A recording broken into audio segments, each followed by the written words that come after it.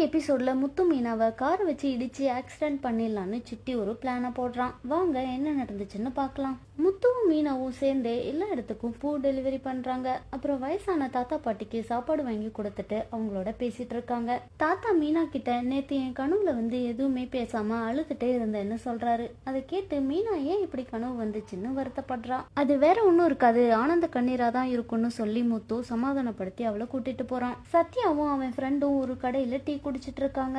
அதை பார்த்துட்டு சிட்டி ஒருத்தனை அனுப்பி டீக்கு காசு கொடுக்க சொல்றான். எனக்கு என்ன பாத்துக்க தெரியும், அவன் தயவு எனக்கு வேண்டான்னு சொல்லிட்டு சத்யா கிளம்பிட்டான். அதுல கடுப்பான சிட்டி ரோஹிணிக்கு கால் பண்ணி வீடியோ எப்ப கிடைக்கும்னு கேக்குறான். நான் ட்ரை பண்ணிட்டு தான் இருக்கேன், முத்து மொபைல் எடுக்கிறது அவ்வளோ ஈஸி இல்ல, எனக்கு கொஞ்சம் டைம் கொடுன்னு ரோஹிணி சொல்றா. அதை கேட்ட சிட்டி இன்னும் காண்டாகிறான். அப்போ முத்துவும் மீனாவும் அந்த கடைக்கு டீ குடிக்க வராங்க. சிட்டி அவங்கள பார்த்துட்டு என்ன அசிங்கப்படுத்திட்டு இவங்க மட்டும் சந்தோஷமா இருப்பாங்களா, இவங்கள விட்டு வைக்க கூடாது, ஏதாவது பண்ணணும்னு அவன் ஃப்ரெண்டு கிட்ட சொல்றான். வண்டியில தானே போவாங்க, காரை வச்சு இடிச்சிடலான்னு ஒரு பிளானை போடுறாங்க.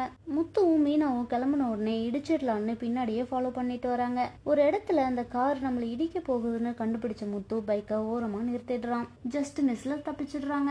அப்புறம் வீட்டுக்கு இன்னைக்கு எவ்வளவு லாபம் வந்துச்சுன்னு கணக்கு பார்த்துட்டு இருக்காங்க.